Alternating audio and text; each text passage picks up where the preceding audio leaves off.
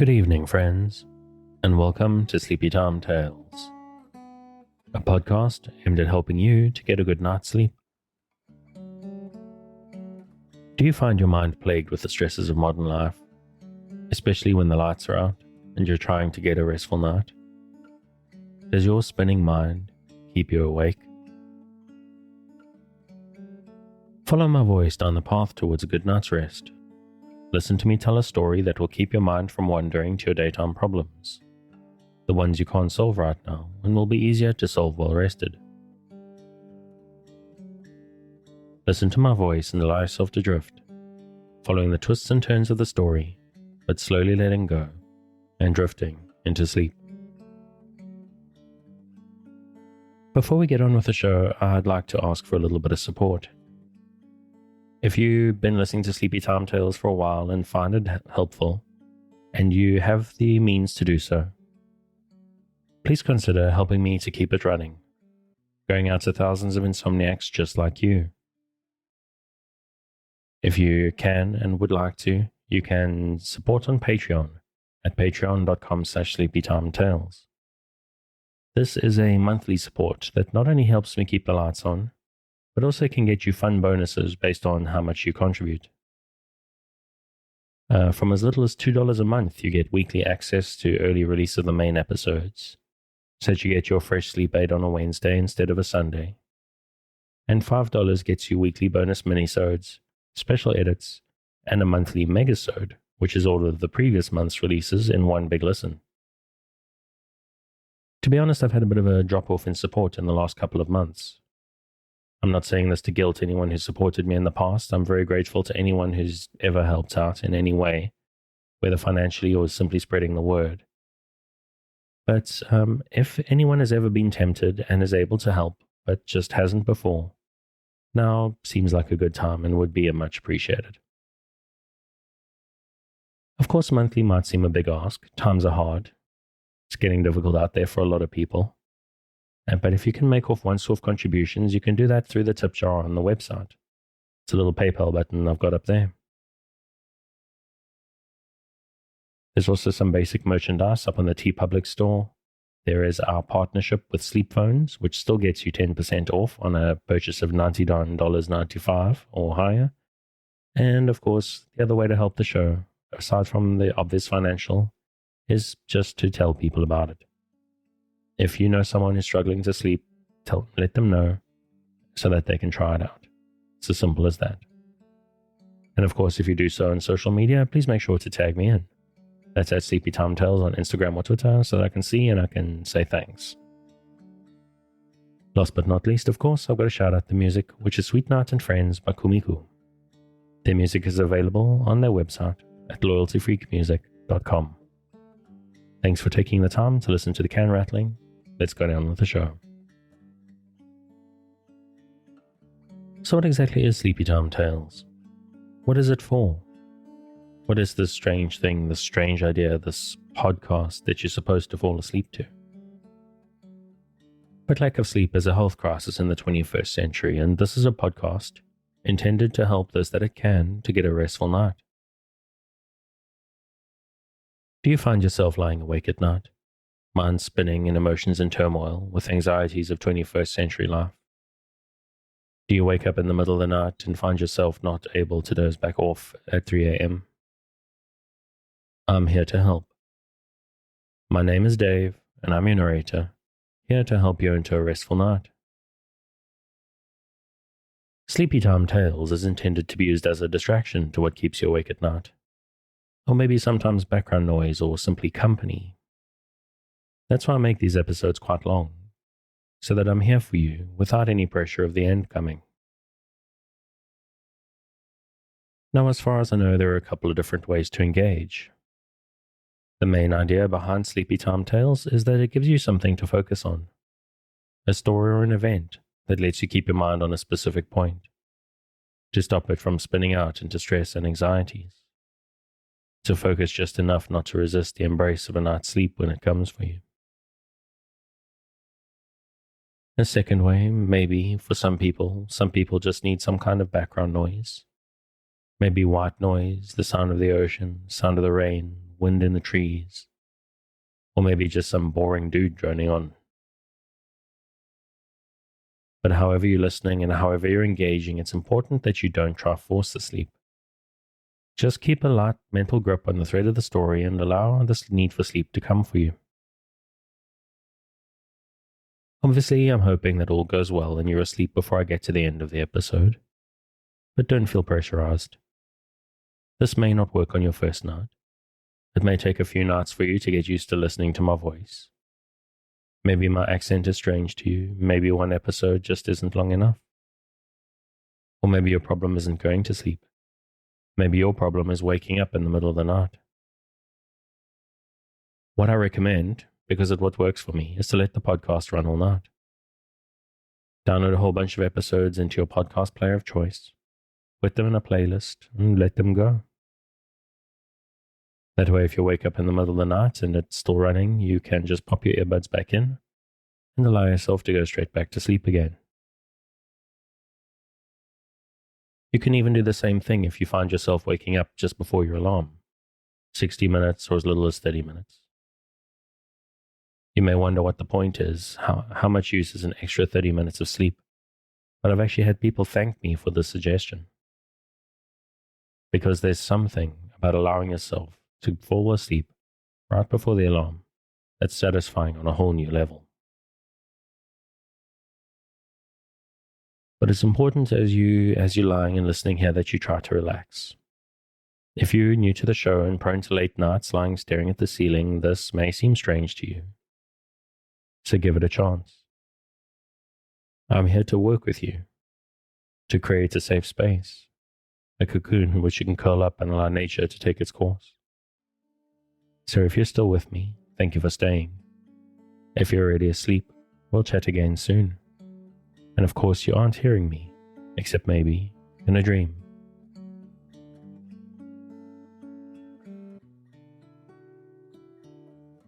This week we go to Memoirs of Extraordinary Popular Delusions, Volume 1, by Charles Mackay. National Delusions. In reading the history of nations, we find that, like individuals, they have their whims and their peculiarities, their seasons of excitement and recklessness, when they care not what they do. We find that whole communities suddenly fix their minds upon one object, and go mad in its pursuit. That millions of people become simultaneously impressed with one delusion, and run after it, till their attention is caught by some new folly more captivating than the first. We see one nation suddenly seized, from its highest to its lowest members, with a fierce desire of military glory. Another is suddenly becoming crazed upon a religious scruple, and neither of them recovering its senses, until it has shed rivers of blood, and sowed a harvest of groans and tears, to be reaped by its posterity. At an early age in the annals of Europe, its population lost their wits about the sepulchre of Jesus, and crowded in frenzied multitudes to the Holy Land. Another age went mad for fear of the devil, and offered up hundreds of thousands of victims to the delusion of witchcraft. At another time, many became crazed on the subject of the philosopher's stone, and committed follies till then unheard of in the pursuit. It was once thought a venial offense in very many countries of Europe to destroy an enemy by slow poison. Persons who would have revolted at the idea of stabbing a man to the heart drugged his pottage without scruple. Ladies of gentle birth and manners caught the contagion of murder, until poisoning, under their auspices, became quite fashionable. Some delusions, though, notorious to all the world, have subsisted for ages, flourishing as widely among civilized and polished nations as among the early barbarians with whom they originated. That of dueling, for instance, and the belief in omens and divination of the future, which seem to defy the progress of knowledge to eradicate entirely from the popular mind. Money again has often been the cause of the delusions of multitudes. Sober nations have all at once become desperate gamblers, and risked almost their existence upon the turn of a piece of paper. To trace the history of the most prominent of these delusions is the object of the present pages. Men, it has been well said, think in herds. It will be seen that they go mad in herds, while they only recover their senses slowly and one by one. In the present state of civilization, society has often shown itself very prone to run a career of folly from the last mentioned cases. This infatuation has seized upon the whole nations in a most extraordinary manner.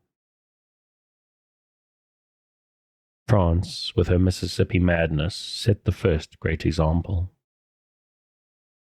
and was very soon imitated by England with her South Sea bubble. At an earlier period, Holland made herself still more ridiculous in the eyes of the world by the frenzy which came upon her peace bill for the love of tulips. Melancholy as all these delusions were in their ultimate results, their history is most amusing. A more ludicrous and yet painful spectacle, then, that which Holland presented in the years 1635 and 1636, or France in 1719 and 1720, can hardly be imagined. Taking them in the order of their importance, we shall commence our history with John Law, and the famous Mississippi scheme of the years above mentioned. The Mississippi scheme.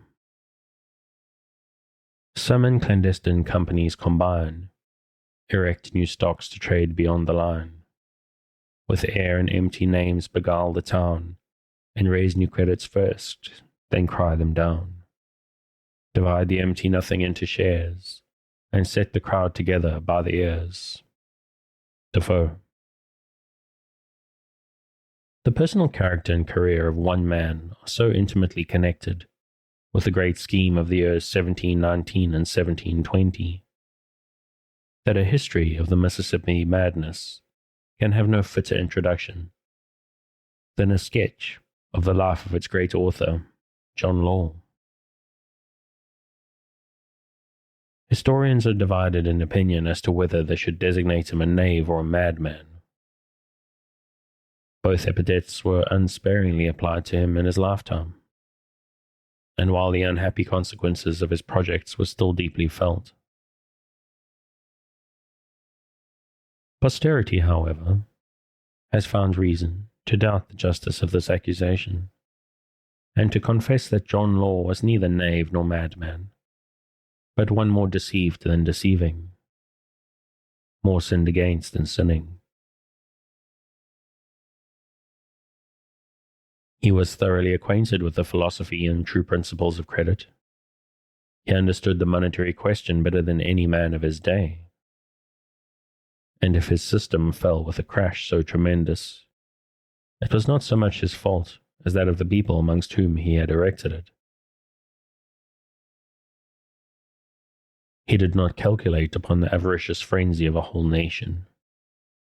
He did not see that confidence, like mistrust, could be increased almost ad infinitum, and that hope was as extravagant as fear. How was he to foretell that the French people, like the man in the fable, would kill in their frantic eagerness the fine goose he had brought to lay them so many golden eggs? His fate was like that which may be supposed to have overtaken the first adventurous boatman who rowed from Erie to Ontario. Broad and smooth was the river on which he embarked, rapid and pleasant was his progress, and who was to stay him in his career? Alas for him, the cataract was nigh. He saw when it was too late that the tide which wafted him so joyously along was a tide of destruction. And when he endeavored to retrace his way, he found that the current was too strong for his weak efforts to stem, and that he drew nearer every instant to the tremendous falls.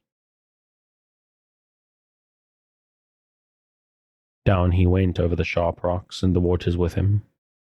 He was dashed to pieces with his bark, but the waters, maddened and turned to foam by the rough descent, only boiled and bubbled for a time, and then flowed on again as smoothly as ever.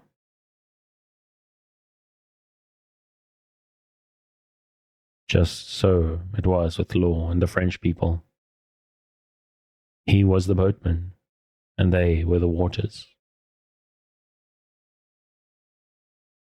John Law was born at Edinburgh in the year 1671.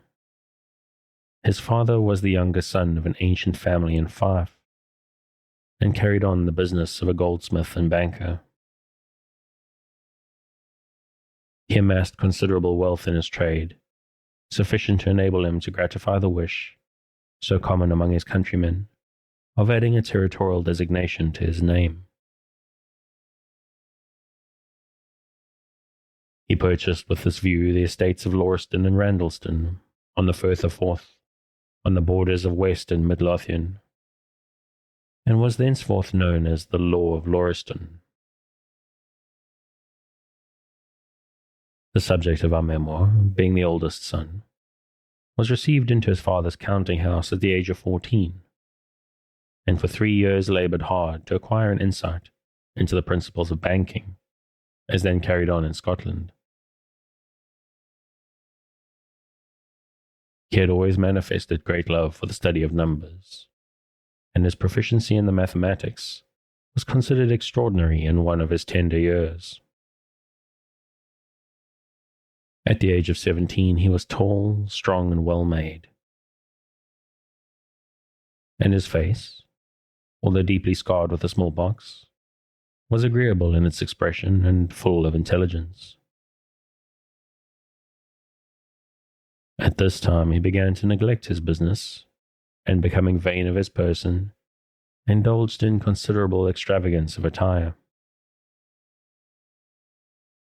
He was a great favourite with the ladies, by whom he was called Beau Law, while the other sex, despising his foppery, nicknamed him Jessamy John.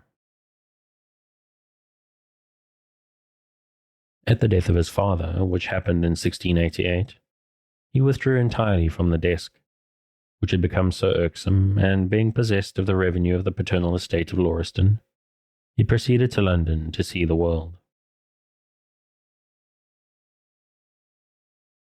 He was now very young, very vain, good-looking, tolerably rich, and quite uncontrolled. It was no wonder that on his arrival in the capital he would launch out into extravagance. He soon became a regular frequenter of the gaming houses, and by pursuing a certain plan based upon some abstruse calculation of chances, he contrived to gain considerable sums. All the gamblers envied him his luck, and many made it a point to watch his play, and stake their money on the same chances. In the affairs of gallantry he was equally fortunate.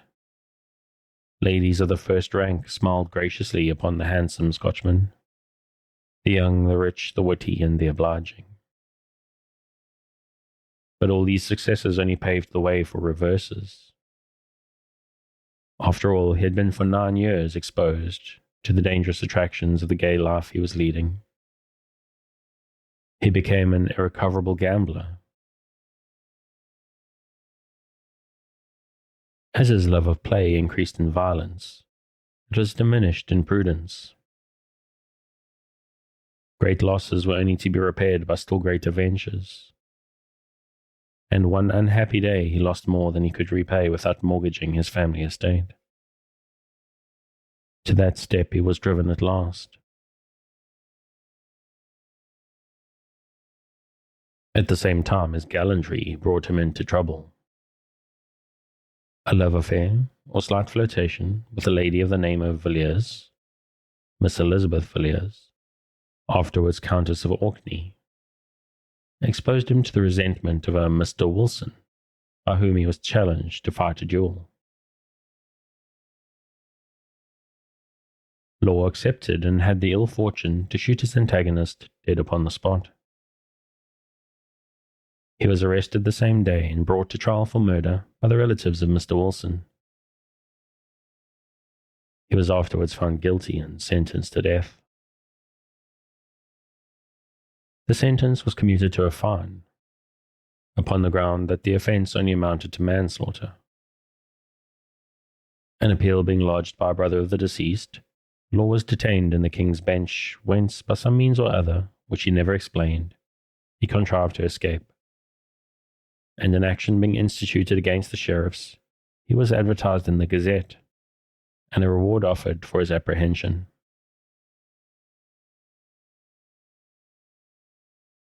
He was described as Captain John Law, a Scotchman, aged 26, very tall, black, lean man, well-shaped, above 6 feet in height, with large pockholes in his face, big-nosed and speaking broadly and loud. As this was rather a caricature than a description of him, it has been supposed that it was drawn up with a view to favour his escape. He succeeded in reaching the continent, where he travelled for 3 years, and devoted much of his attention to the monetary and banking affairs of the countries through which he passed. He stayed a few months in Amsterdam and speculated to some extent in the funds.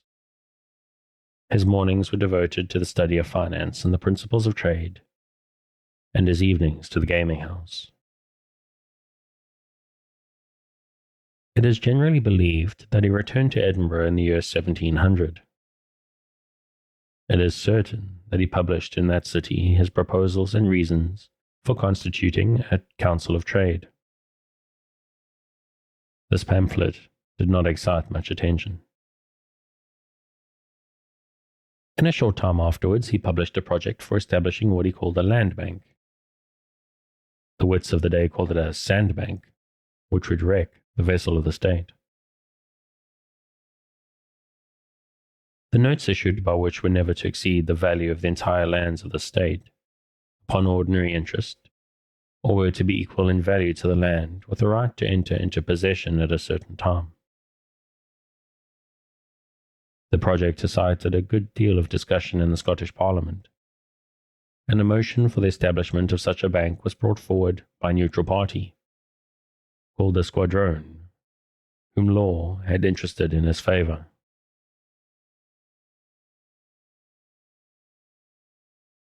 The Parliament ultimately passed a resolution to the effect that, to establish any kind of paper credit, so as to force it to pass, was an improper expedient for the nation. Upon the failure of this project and of his efforts to procure a pardon for the murder of Mr. Wilson, Law withdrew to the continent and resumed his old habits of gaming. For 14 years he continued to roam about, in Flanders, Holland, Germany, Hungary, Italy, and France. He soon became intimately acquainted with the extent of the trade and resources of each, and daily more confirmed in his opinion that no country could prosper without a paper currency. During the whole of this time he appears to have chiefly supported himself by successful play. At every gambling house of note in the capitals of Europe, he was known and appreciated as one better skilled in the intricacies of chance than any other man of the day. It is stated in the Biographie Universelle that he was expelled, first from Venice and afterwards from Genoa, by the magistrates who thought him a visitor too dangerous for the youth of those cities. During his residence in Paris, he rendered himself obnoxious to D'Argenson, the Lieutenant General of the Police, by whom he was ordered to quit the capital. This did not take place, however, before he had made the acquaintance in the saloons of the Duke de Vendôme, the Prince de Conti, and of the gay Duke of Orleans, the latter of whom was destined afterwards to exercise so much influence over his fate. The Duke of Orleans was pleased with the vivacity and good sense of the Scottish adventurer, while the latter was no less pleased with the wit and amiability of a prince who promised to become his patron. They were often thrown into each other's society, and Law seized every opportunity to instill his financial doctrines into the mind of one whose proximity to the throne pointed him out as destined, at no very distant date, to play an important part in the government. Shortly before the death of Louis XIV, or as some say in 1708, Law proposed a scheme of finance to Desmarais, the comptroller. Louis is reported to have inquired whether the projector were a Catholic, and, on being answered in the negative, to have declined having anything to do with him. This anecdote, which is related in correspondence of Madame de Bavière, Duchess of Orleans, and the mother of the regent, is discredited by Lord John Russell in his History of the Principal State of Europe from the Peace of Utrecht, for what reason he does not inform us. There is no doubt that Law proposed a scheme to Desmarais, and that Louis refused to hear of it. The reason given for the refusal is quite consistent with the character of that bigoted and tyrannical monarch.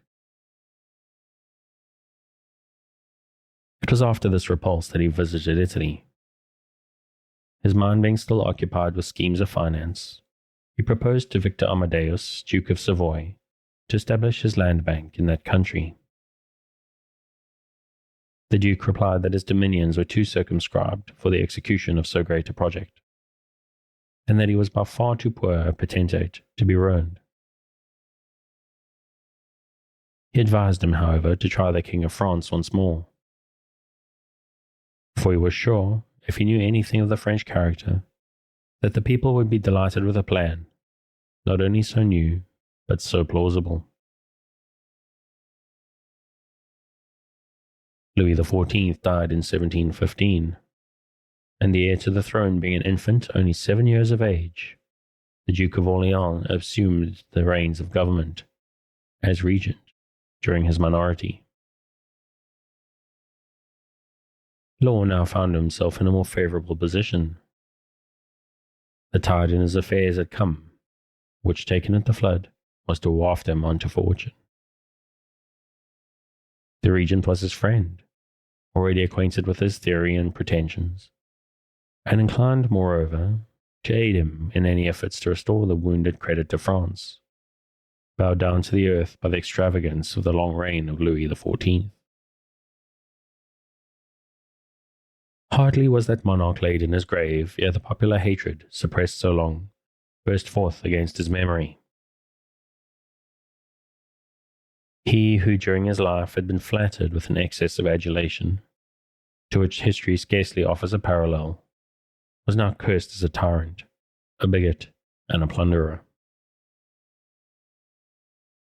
His statues were pelted and disfigured, his effigies torn down, amid the execrations of the populace, and his name rendered synonymous with the selfishness and oppression. The glory of his arms was forgotten, and nothing was remembered but his reverses, his extravagance, and his cruelty. The finances of the country were in a state of the utmost disorder. A profuse and corrupt monarch, whose profuseness and corruption were imitated by almost every functionary, from the highest to the lowest grade, had brought France to the verge of ruin. The national debt amounted to 3,000 million of livres, the revenue to 145 million, and the expenditure to 142 million per annum, leaving only 3 million to pay the interest upon 3,000 million. The first care of the regent was to discover a remedy for an evil of such magnitude, and a council was early summoned to take the matter into consideration. The Duke Saint-Simon was of opinion that nothing could save the country from a revolution but a remedy at once bold and dangerous. He advised the regent to convoke the States General and declare a national bankruptcy. The Duke de Noailles, a man of accommodating principles, an accomplished courtier and totally averse from giving himself any trouble or annoyance that ingenuity could escape from, opposed the project of Saint-Simon with all his influence. He represented the expedient as alike dishonest and ruinous. The regent was of the same opinion, and this desperate remedy fell to the ground. The measures ultimately adopted, though they promised fair, only aggravated the evil. The first and most dishonest measure was of no advantage to the state. A recoinage was ordered, by which the currency was depreciated 1/5. Those who took back 1,000 pieces of gold or silver to the mint received back an amount of coin of the same nominal value, only 4/5 of the weight of the metal. By this contrivance, the treasury gained 72 million of livres, and all the commercial operations of the country were disordered. A trifling diminution of the taxes silenced the clamours of the people, and for the slight present advantage, the great prospective evil was forgotten. A chamber of justice was next instituted, to inquire into the malversations of the loan contractors and the farmers of the revenues. Tax collectors are never very popular in any country, but those of France at this period deserved all the odium with which they were loaded. As soon as these farmers general, with all their hosts of subordinate agents, called melsotiers, from melsote, and oppressive tax, were called to account for their misdeeds, the most extravagant joy took possession of the nation. The Chamber of Justice, instituted chiefly for this purpose, was endowed with very extensive powers. It was composed of the presidents and councils of the Parliament, the judges of the courts of aid and of requests, and the officers of the Chamber of Account, under the general presidence of the Minister of Finance. Informers were encouraged to give evidence against offenders by the promise of 1/5 part of the fines and confiscations. 1/10 of all concealed effects belonging to the guilty was promised to such as could furnish the means of discovering them. The promulgation of the edict constituting this court caused a degree of consternation among those principally concerned, which can only be accounted for on the supposition that their peculation had been enormous. But they met with no sympathy. The proceedings against them justified their terror. The Bastille was soon unable to contain the prisoners that were sent to it, and the jails all over the country teemed with guilty or suspected persons. An order was issued to all innkeepers and postmasters to refuse horses to such as endeavoured to seek safety in flight, and all persons were forbidden, under heavy fines, to harbour them or favour their evasion. Some were condemned to the pillory, others to the galleys, and the least guilty to fine and imprisonment. One only, Samuel Bernard, a rich banker and farmer general of a province remote from the capital, was sentenced to death. So great had been the illegal profits of this man, looked upon as the tyrant and oppressor of his district, that he offered 6 million livres, or £250,000 sterling, to be allowed to escape. His bribe was refused, and he suffered the penalty of death. Others, perhaps more guilty, were more fortunate. Confiscation, owing to the concealment of their treasures by the delinquents, often produced less money than a fine. The severity of the government relaxed, and fines, under the denomination of taxes, were indiscriminately levied upon all offenders. But so corrupt was every department of the administration that the country benefited but little by the sums which thus flowed into the treasury. Courtiers and courtiers' wives and mistresses came in for the chief share of the spoils. One contractor had been taxed in proportion to his wealth and guilt, at the sum of 12 million of livres. There was a count, a man of some weight in the government, who called upon him and offered to procure a remission of the fine, if he would give him 100,000 crowns. Replied the financier, "I have already made a bargain with your wife for 50,000. This anecdote is related by Monsieur de la Hode in his Life of Philippe of Orleans. It would have looked more authentic if he had given the names of the dishonest contractor and the still more dishonest minister. But Monsieur de la Hode's book is liable to the same objection as most of the French memoirs of that and of subsequent periods. It is sufficient with most of them that an anecdote be ben trovato. The veto is but a matter of secondary consideration.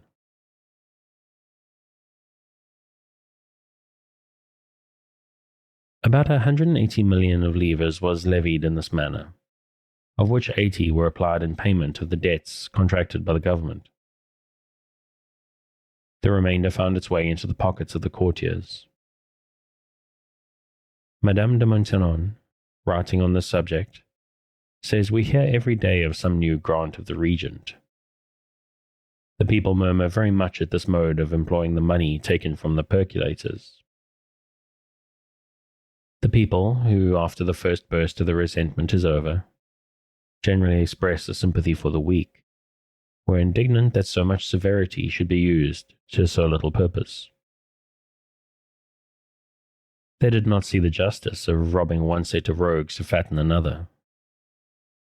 In a few months all the more guilty had been brought to punishment, and the chamber of justice looked for victims in humbler walks of life. Charges of fraud and extortion were brought against tradesmen of good character, in consequence of the great inducements laid out to common informers. They were compelled to lay open their affairs before this tribunal in order to establish their innocence. The voice of complaint resounded from every side, and at the expiration of a year the government found it advisable to discontinue further proceedings. The chamber of justice was suppressed, and a general amnesty granted to all against whom no charges had yet been preferred. And before we move on to the next section, I think this is where I'm going to call it a night. As always, if you'd like to pick up where we left off, you can find the original on Project Gutenberg at the link in the show notes.